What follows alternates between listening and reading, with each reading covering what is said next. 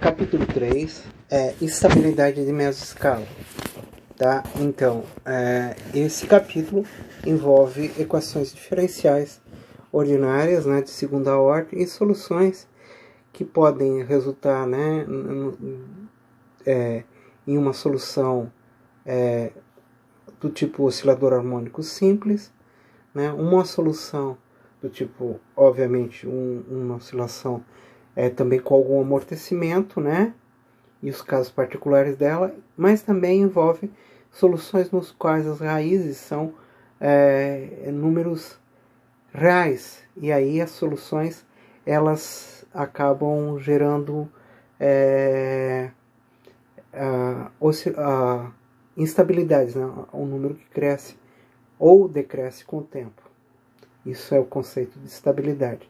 Então o aluno deve rever esse conteúdo antes de fazer algo desse tipo, antes de fazer esse capítulo, né? Bom, conceito de estabilidade. O conceito de estabilidade é uma palavra bem ampla e ela significa buscar condição de equilíbrio ou não.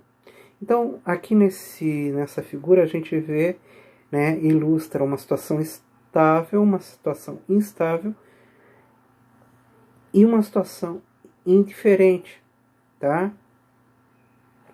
E uma situação indiferente. Né? No caso da situação estável, existe uma força, né, no caso, que faz com que a parcela volte à posição de equilíbrio. Na situação estável, né, isso não acontece porque ela vai muito longe da posição de equilíbrio. E indiferente é que, se eu fizer uma perturbação, é essa perturbação que vai ficar em cima dela. Ela não vai nem para um lado nem para o outro, ela vai ficar simplesmente parada. Vamos começar aqui estudando a estabilidade estática.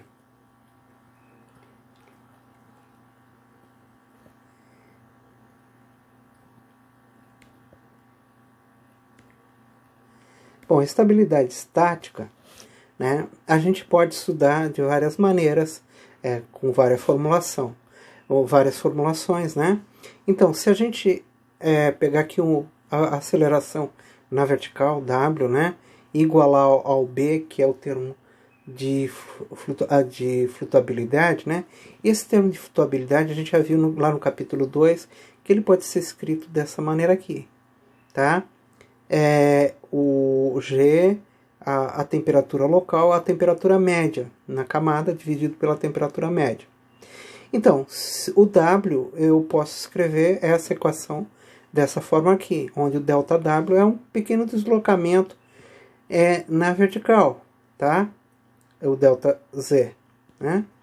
Então, esse pequeno deslocamento, né, pode ser escrito assim, né? E aqui, obviamente, está aqui Mas eu posso escrever o T como sendo a temperatura média mais isso aqui é aproximação de Taylor, né? Então, ou teoria de pequena perturbação. Então, eu coloco aqui o termo médio, né? E esse aqui é a variação, né? É a variação da temperatura com a altura, né? Que é o lapse rate em inglês, ou taxa de variação vertical da temperatura.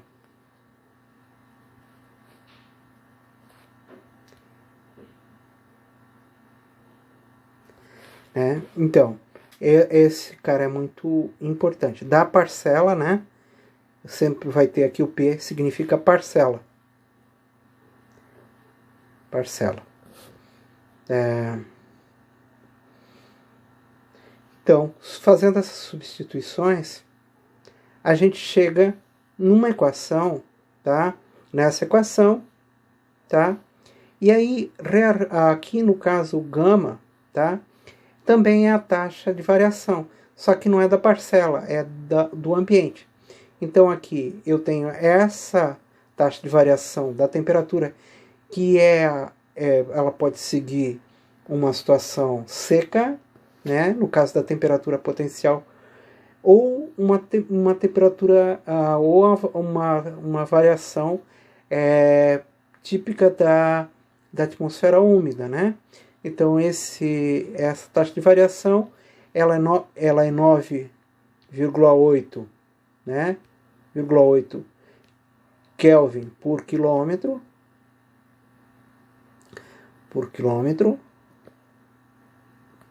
né? E essa aqui normalmente em torno de 6,5 Kelvin por quilômetro. km. Então, e a temperatura T0 é o local onde é feito essa aproximação, né? Então vai depender do local que a gente vai estar considerando. Então, fazendo essa substituição, a gente chega nessa equação aqui que é um pouco mais interessante. Então, aqui a gente tem uma EDO, uma equação diferencial ordinária de segunda ordem, tá? Que tem uma solução geral desse tipo aqui, né? Esse aqui seria, no caso, a minha raiz, né? As minhas raízes. Então, dependendo se essa raiz for real, né, imaginária, você vai ter uma oscilação. E essa solução aqui vai poder ser uma solução do tipo cosseno ou seno. Então, no caso, se a taxa de variação ambiental for menor do que a taxa, a parcela, né, da parcela, então significa que esse número aqui, ó, vai ser negativo, tá? Então, a raiz disso aqui vai ser negativa, portanto, todo esse número aqui vai ser positivo.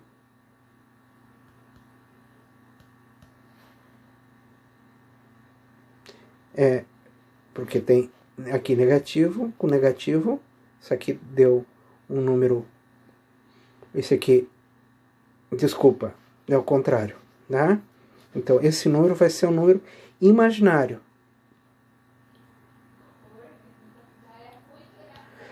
E essa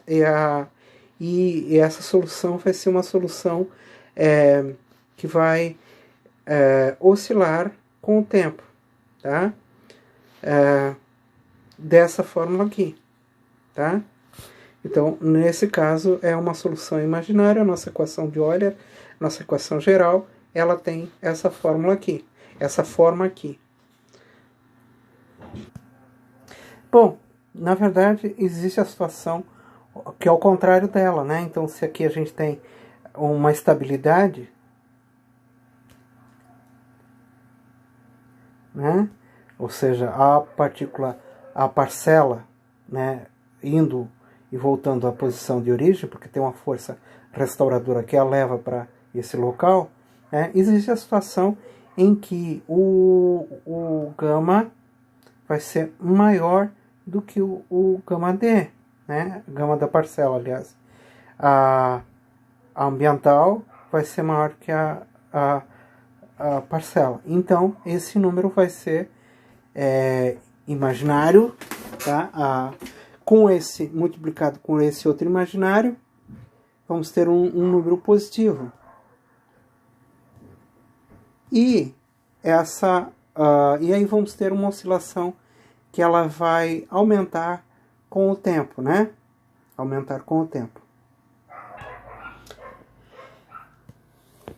Esse termo aqui que a gente viu no anterior, né, é chamada, né, está relacionado com a nossa frequência de Brunt-Väisälä, tá? A frequência de Brunt-Väisälä, ela pode ser, aqui no caso, existem duas possibilidades. Ela pode ser seca, né, nesse caso aqui, e úmida, nesse outro caso aqui. Daí ela vai depender da quantidade total de hidrometeoros, né, e também do θm, né, que é a variação, taxa de variação, o gama m, né, é 6,5 Kelvin por quilômetro. Bom, de qualquer forma, o que a gente tem? Se n ao quadrado maior que zero, né, isso significa que a taxa de variação encontrada é menor do que a variação da parcela. Então, a gente vai ter uma variação da temperatura potencial positiva, né? Que é um caso, né, onde que a gente já viu que gera uma situação instável, tá? Nesse caso, a gente tem uma variação instável.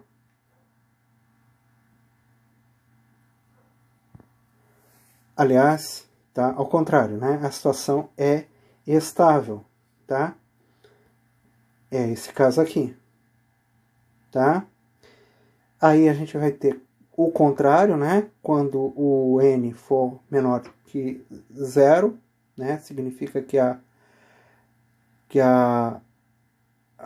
temperatura ambiental é maior do que a de parcela e significa que eu tenho uma taxa de variação de θ com z negativo, né? Então, esse caso aqui é o caso instável. Eu tenho o caso neutro, né? Nesse caso neutro, o n, a frequência de Brunt-Väisälä é igual a zero. Então, esse está o caso neutro. Aqui a gente tem o equilíbrio, né? Tem um resumo disso aqui, mais uma vez mostrando essa questão. Então, isso é chamado de estabilidade estática, né? Na atmosfera, a gente vai encontrar regiões, né, cuja a estabilidade, o perfil de temperatura, né, temperatura potencial, ele pode ser desse tipo aqui, né, em uma determinada camada, depois tu ter uma parte instável, daí ter novamente uma parte neutra, uma parte estável, e assim por diante, né? A atmosfera e cada vez que a gente tiver uma parte instável, a gente vai observar a formação, tanto olhando do ponto de vista úmido, quanto vou olhando do ponto de vista seco, a gente vai olhar nuvens, né? São locais que tendem a formar nuvens. Bom, agora vamos fazer o seguinte, nós vamos tentar calcular a velocidade vertical de uma corrente ascendente. Para isso, a gente pega aquela equação 3.1 e multiplica, né, pela minha velocidade, né? Pela minha aceleração, pela minha velocidade vertical, aliás. Então, a gente multiplica a aceleração pela velocidade vertical dos dois lados aqui e faz esse truque, né? Então, a gente coloca aqui, isso aqui é igual, né? É a mesma coisa. Então, o que a gente vai fazer? A gente vai proceder uma integração. Integrar da onde? Do LFC, né, que é o nível de condensação livre, né, que é aquela altura, né? Então, você tem lá o LFC, que é a altura onde a gente encontra a base da nuvem, mas a gente logo depois em cima vai encontrar o LFC. O LFC é aquela região onde já começa a ter movimentos verticais. Então, a gente fazendo a integração até o EL. O EL é uma parte mais lá em cima, que é o nível de perda de empuxo, tá? Então, obviamente, fazendo essa integração, tá? A gente vai ter aqui o 2, né? No caso, que veio daqui dessa parte aqui, foi para cá. E a gente vai ter essa integração aqui desse lado. Essa integração aqui nada mais está relacionado com o nosso CAP, tá? O CAP.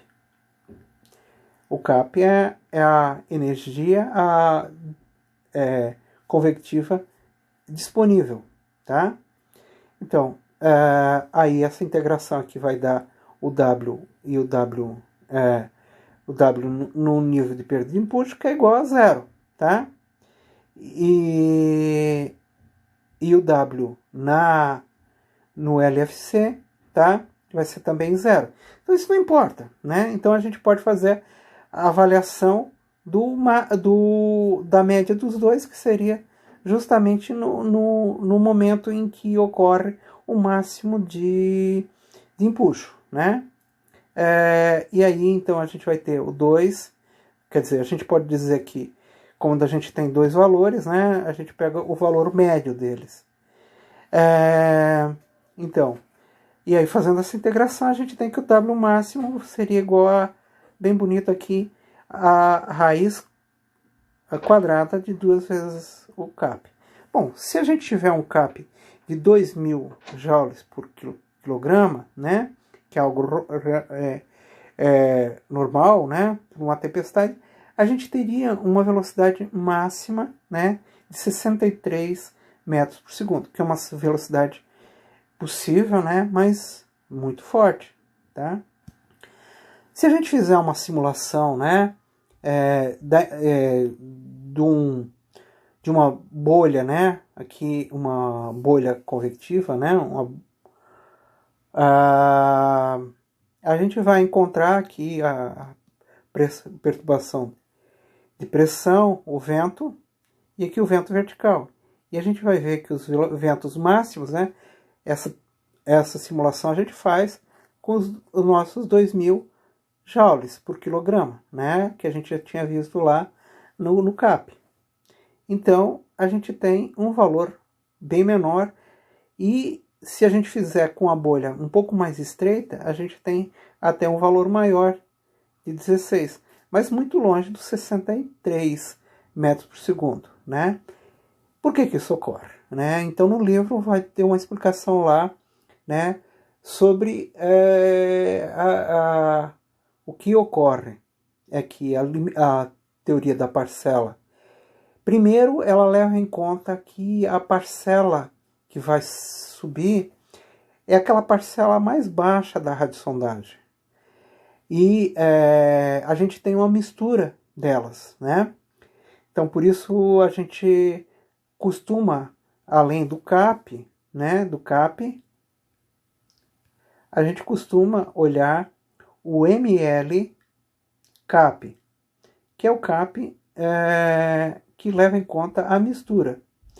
E, além disso, o MU CAP, né, que é justamente o máximo de umidade. A gente pega a camada mais úmida, né, e calcula o CAP, né, porque ele é mais representativo do que acontece.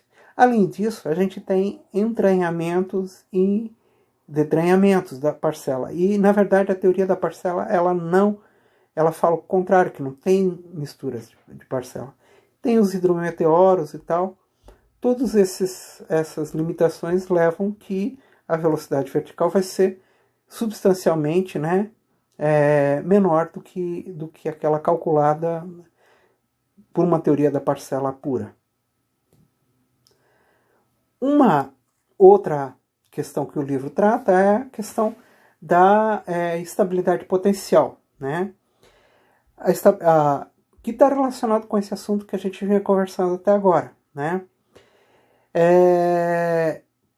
Na verdade, a estabilidade potencial ela vai ocorrer em virtude, né, de haver mistura, né, dos perfis. O perfil inicial ele é diferente do perfil final da atmosfera. Na verdade, numa formação de tempestade de verão, o entranhamento e o detranhamento, eles ajudam a umidificar a atmosfera, tornando novas convecções, né? Então você vê aquela formação das nuvens, os cúmulos comuns, né, no início da manhã, os cúmulos torres, já por volta do meio-dia, né? Cada uma delas vai jogando umidade na atmosfera, E, por fim, a gente vai ter um cúmulos no final da tarde, um CB, né, que vai conseguir romper por causa dessa mistura, desse processo. Né? Nesse caso, a gente vai ter se a gente avaliar a temperatura potencial equivalente, né, com Z, a gente vê que ela é menor do que zero, muito embora a temperatura potencial seja igual a zero. Também aqui a gente pode falar da temperatura de bulbo úmido. Aqui a gente vê a ilustração lá do Holton, né, que é típico do que acontece na zona de convergência intertropical, né? Então a gente tem aqui, por exemplo, o perfil, o θ, né, que é a temperatura potencial, já o θe, né, que é a temperatura potencial equivalente, e o θe asterisco, que seria a temperatura potencial equivalente hipoteticamente saturada. Notem que aqui nessa região aqui, eu tenho um perfil estável, porém, em termos de temperatura da estabilidade estática, que é a que a gente está levando em conta, eu tenho um perfil estável, né? Então, essa instabilidade condicional, ela significa que não vai ter estabilidade assim momentânea, né? Mas ela vai depender de outros condicionantes, né? Então, estabilidade centrífuga. Tá, então estabilidade centrífuga, a gente vai pegar aqui um rotor, né? Imaginar um cilindro de ar girando com a velocidade angular ômega, né? No caso aqui, V sobre R. A velocidade angular ômega maiúsculo. Então, nesse caso, a gente pode dizer que uma parcela de vento radial que está sendo acelerada, ela está em equilíbrio por conta, né, do volume específico aqui, o gradiente de pressão radial, né, o gradiente de pressão radial e a força centrípeta, tá? Força centrípeta está nesse local. Então, essas equações aqui a gente pode escrever dessa maneira aqui, tá? Simplesmente um truque matemático. E a gente pode usar o m como sendo, né, um m que é um momento angular, que é igual ao v vezes o r, tá? Então, aqui a gente vê, né, o momento angular, que a gente introduziu na próxima página, é simplesmente o v vezes o r. Se a gente considerar, né, que o gradiente de pressão igual a zero, né, a gente vai poder fazer, vai ver que o campo de pressão é simétrico em relação ao eixo de rotação, tá?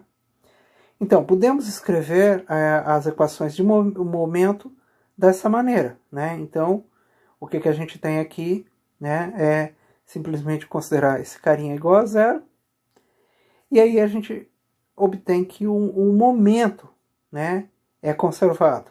Tá? Isso é uma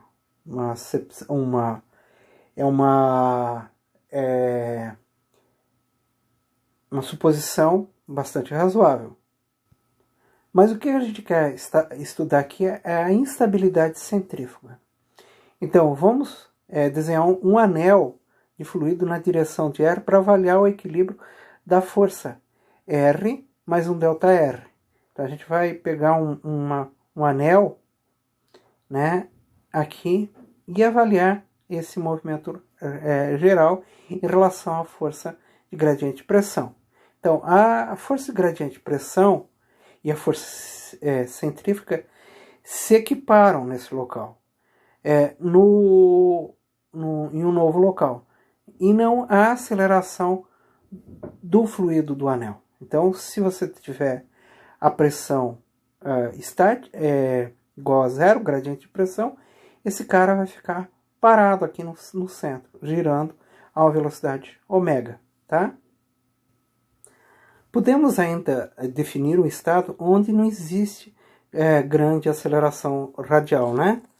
Então, aqui a gente vai ter justamente o equilíbrio, né? Então, aqui no caso, o P e o M denota o estado de equilíbrio, o estado médio aqui, dessa região, que está aqui nesse anel. Então, subtraindo essa equação dessa equação, tá? Ou seja, uma equação geral e um caso particular, tá? Então, é como se a gente estivesse olhando para a equação perturbada. Então, a gente obtém essa equação aqui, tá? E aí, onde que a gente tem aqui a parte da aceleração, o gradiente de pressão perturbada, né? O momento ao quadrado e o momento médio ao quadrado. Bom, o que a gente quer é avaliar o DU, a aceleração que está acontecendo ali no R, né, na posição R, em relação a esse ΔR. Então a gente negligencia, tá, o termo de pressão, de gradiente de pressão, e a gente faz essa aproximação aqui, né, que diz que o momento ao quadrado avaliado em R mais R é simplesmente a média, né, de uma variável perturbada é sempre igual à média dele. A perturbação, ela não conta, é isso que está dizendo aqui.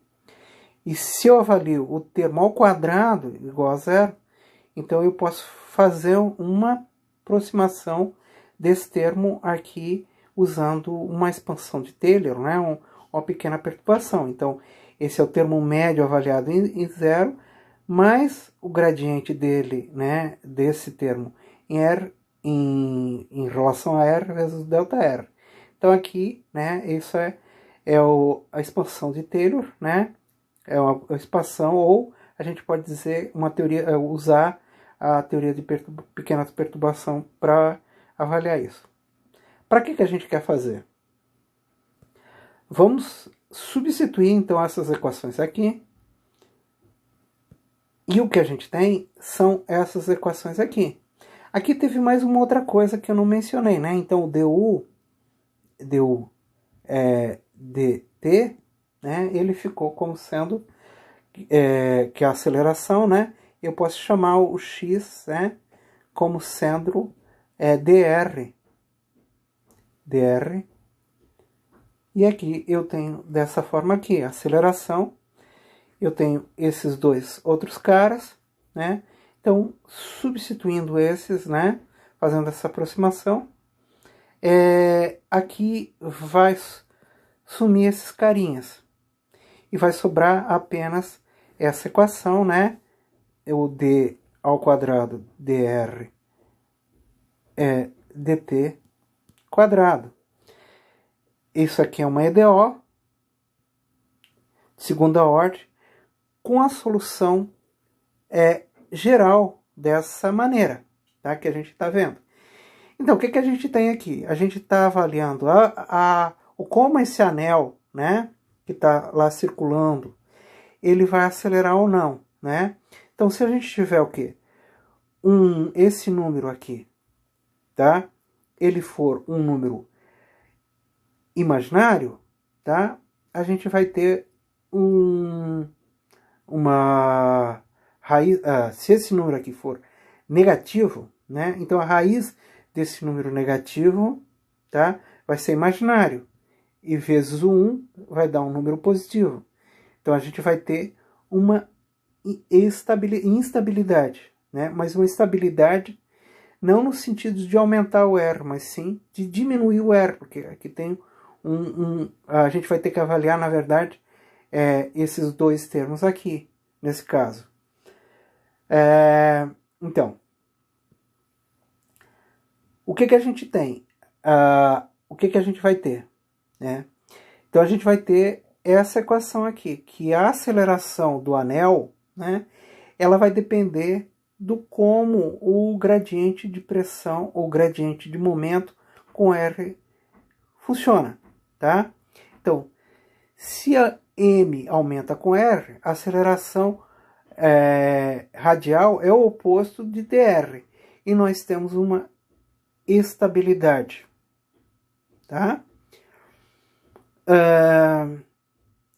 Quando o M diminui com R, a aceleração tem o mesmo sinal que R, e a gente tem uma estabilidade.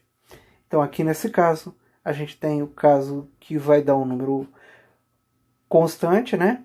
Então o que a gente vai ter? Eu vou colocar essa figura aqui, né, do caso de um tornado, e o que a gente vê aqui é um tornado, e ele está girando. Esse tornado, a gente vai ver em filmes, que ele pode desaparecer de uma hora para outra, né? E isso ocorre justamente quando ele não atende esse procedimento, ou seja, o M e o R estão indo na direção errada do que deveria ser, né? Aqui o que a gente tem o V proporcional ao R, né? Está aumentando, então. Se não fosse assim, né? E olha só, quanto mais largo ele está indo, né? E aqui nesse outro local a gente tem o V, né, proporcional ao inverso de R. Então, por isso a gente tem esse formato, tá? Esse formato que é chamado formato vórtice de Rankine, né? O vórtice de Rankine é estável, centrifugamente estável. Da mesma maneira, a gente pode calcular, ver o que acontece com M, né? Se o M é proporcional a dr quadrado, nesse caso, né, o M é proporcional nessa região aqui, ele é proporcional a dr quadrado, e nessa outra região aqui ele é constante, tá? A gente já tinha visto que Bom, mas é isso, né? Uma maneira da gente ver estabilidades e instabilidades de fluidos. Então aqui nós temos o terceiro item, né, que é a estabilidade inercial. A estabilidade inercial ocorre quando eu tenho um fluxo, né, que eu tenho norte, leste, oeste, né, o eixo x, y, e eu tenho uma parcela, né, que aqui eu tenho o vento geostrófico, né, aqui eu tenho a pressão, tá, diminuindo, né, em cada uma dessas linhas, aqui o norte. Então o vento está indo nessa direção, a força do gradiente de pressão está empurrando nessa direção, e o Coriolis, né, fazendo esse deslocamento para a direita no hemisfério norte, né? Então a gente vai ter aqui numa posição posterior, a gente vai ter que vai ter a posição inicial, mais esse incremento, né, dado por Coriolis, né? Esse é o ajuste o ajuste geostrófico, né? Então, se, né, esse cara, né, continuar fazer com que o gradiente de pressão mais o termo de Coriolis seja significativo maior, ele vai continuar indo para o norte, né? Aqui no caso é o contrário, né? Então esse é um sistema instável, e aqui o sistema estável, tá? Então no caso ele faz, só que aqui a gente tem o que? A mesma situação, né? Ele se deslocou para essa região, ele tinha uma velocidade inicial zero, ele teve o Coriolis, né? Tinha um determinado, o vento, a pressão, tá? As linhas estão um pouco mais diferentemente espaçadas aqui, principalmente nessa parte final, né? De maneira que ele chega nessa posição fazendo com que eu tenha um termo de Coriolis, uma aceleração norte-sul na direção contrária ao gradiente de pressão. Então, o que vai acontecer? Ele vai vir para o sul e ele vai ficar oscilando aqui nessa posição, tá? Então, é isso que a gente faz quando analisa a estabilidade inercial. Matematicamente, o que a gente pega, né, a equação, tá? Do vento térmico, né? Que é a principal aproximação das equações primitivas, e faz essa aproximação, quer dizer, a gente pega e permite que tenha uma componente, uma determinada. Então, a aceleração do U, né, que é na direção leste-oeste, tá? Ele está sendo balanceado pelo vento norte-sul. E a aceleração do vento norte-sul depende da diferença entre o vento geostrófico com o vento real, tá?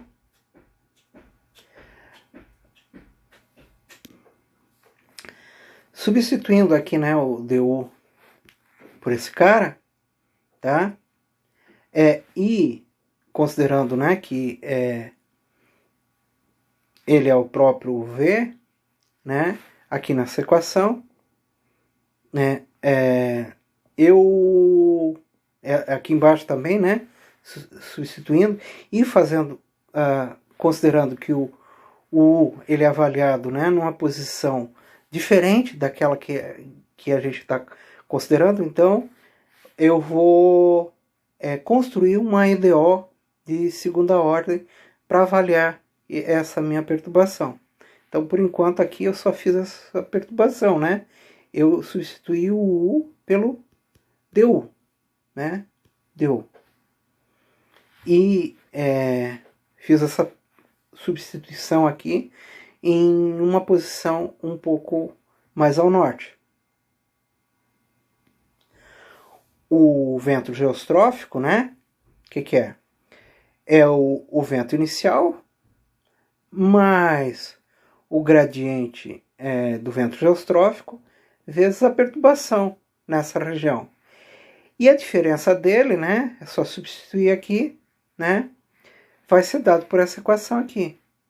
Então, agora eu posso pegar esse cara e substituir na equação 3.35. E aí eu obtenho essa equação aqui, né? Vejo que aqui eu tenho uma EDO de segunda ordem, tá? Onde aqui eu tenho tenho que avaliar as minhas raízes, né? Aqui a solução geral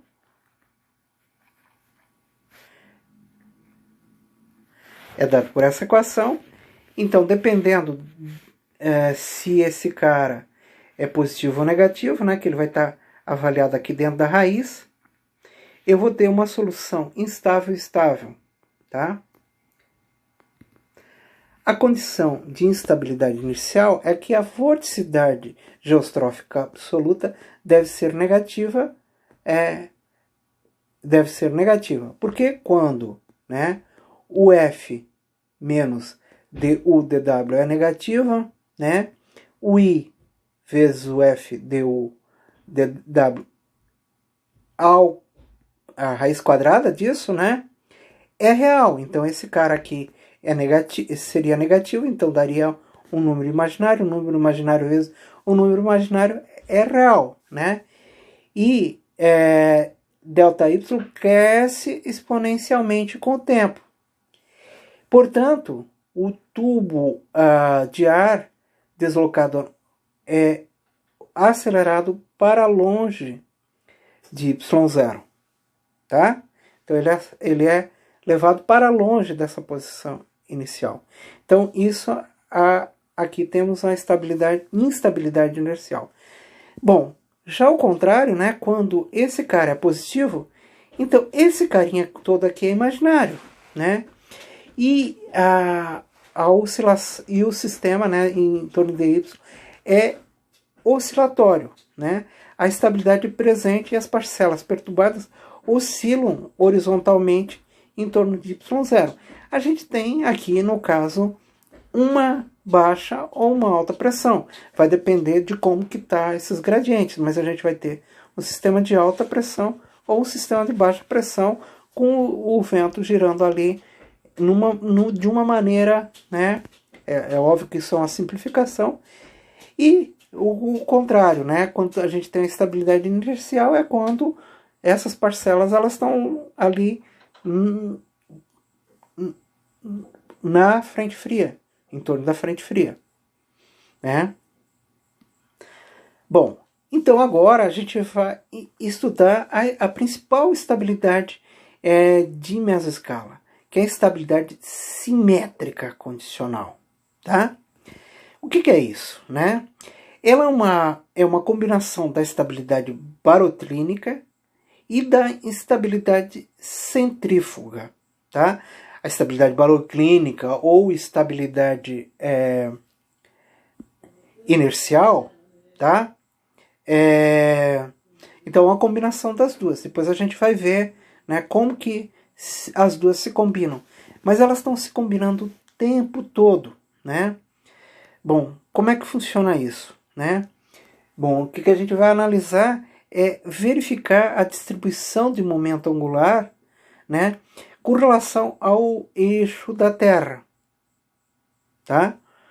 E também olhar a instabilidade convectiva, né? Como que se dá essa estabilidade convectiva. Aqui a gente tem um esquema, né? Em que a gente tem o sul aqui, o norte aqui. O perfil de temperatura potencial é estável, tá? Como vocês podem ver aqui, o perfil é aquele que é esperado de uma situação estável. E aqui a gente tem a distribuição de momento para esse mesmo local, né? Então a gente tem o sul, então o momento, né, em metros por segundo, né? O que é o momento? É o momento da Terra, daquela parcela de ar em relação à Terra, né? Ela é considerada como um corpo rígido. Então, se a parcela ela pode fazer tanto um movimento, né, dado aqui pela convecção, né, quanto a gente pode ter um movimento aqui dado pela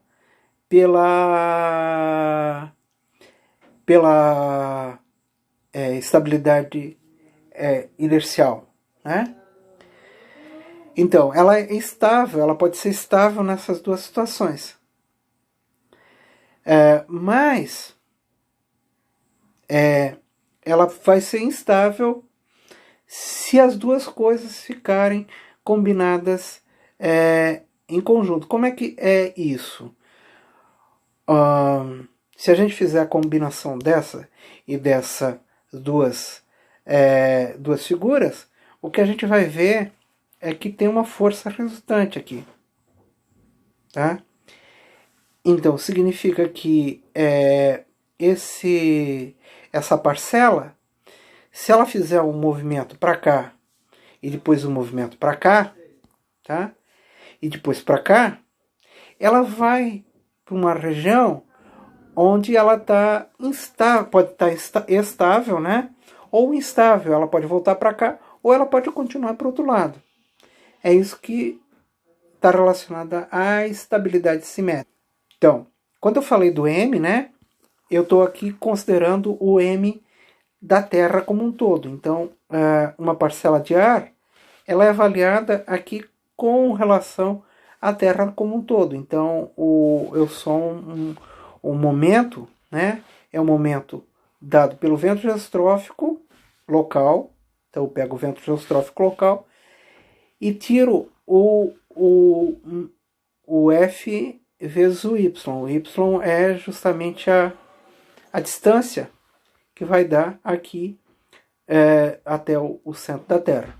E esse M geostrófico momento angular, que eu vou analisar. Note que dependendo do U, né, eu vou ter perfis verticais diferentes desses MGs, né, aqui ao longo da superfície da Terra. Então a gente vê aqui na superfície da Terra, aqui a gente vê o detalhe do que está acontecendo ali. Para uma condição estável, né, uma configuração estável, o momento de momento angular, as parcelas tendem a retornar à superfície angular original, ou seja, elas conservam o momento angular, se ele for perturbado horizontalmente. Da mesma forma, né, aqui a gente vê o norte-sul e as adiabáticas, né, as linhas de temperatura potencial constante. Então, para uma configuração estável, né, que é o caso aqui, de temperatura potencial, as parcelas tendem a retornar para essa posição de equilíbrio. Tá? Então, são duas situações onde eu tenho equilíbrio. Porém, quando eu considero a temperatura potencial e as temperaturas de momento angular, o que acontece? As parcelas podem ser estadas em relação aos movimentos verticais e horizontais, mas as parcelas deslocadas ao longo de certos caminhos inclinados, tá? Que é o caso aqui, se aceleram ao longo da posição inicial. E isso é chamado de instabilidade simétrica. Bom, e o que ela provoca? Onde que eu vejo ela? Né? Eu vejo ela em todo local. Aqui a gente vê um desenvolvimento de uma convecção, né? Uma convecção oblíqua, né? Que é tipicamente a convecção que ocorre dentro de uma frente fria, né?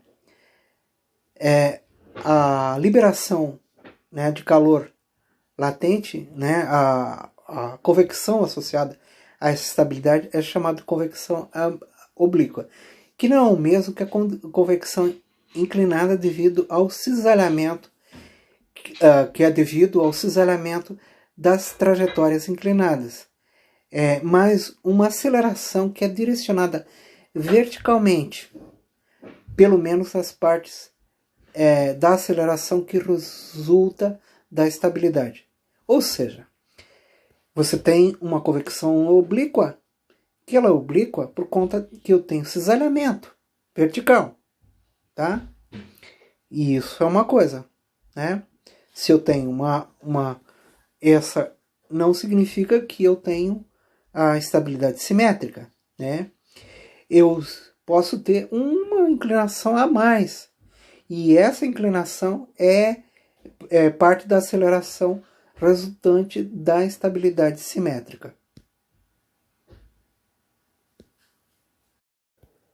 Agora, nós temos que ver como que se forma a estabilidade estática simétrica, né?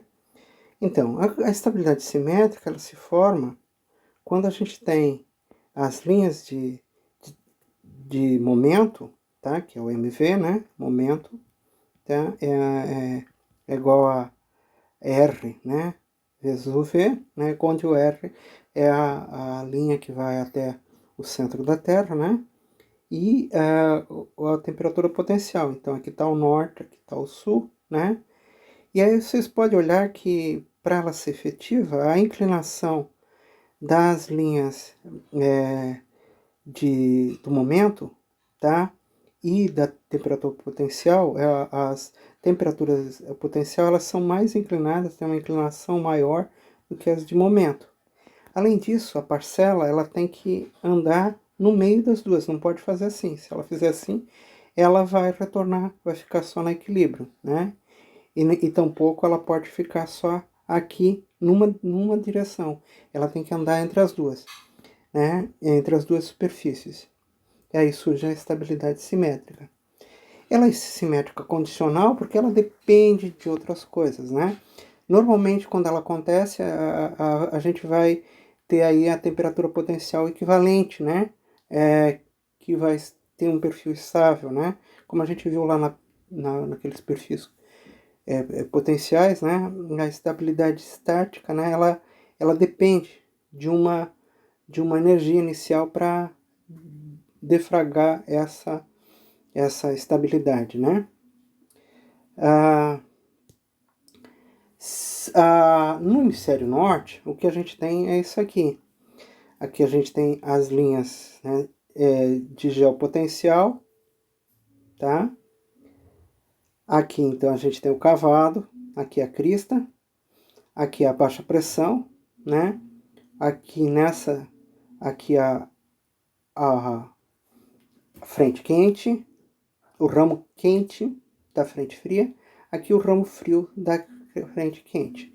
Então a estabilidade inercial ela está aqui, né? Nessa região costuma acontecer. Enquanto no hemisfério sul, a gente rebatendo as linhas de geopotencial, então aqui nós temos a crista, aqui nós temos o cavado, tá?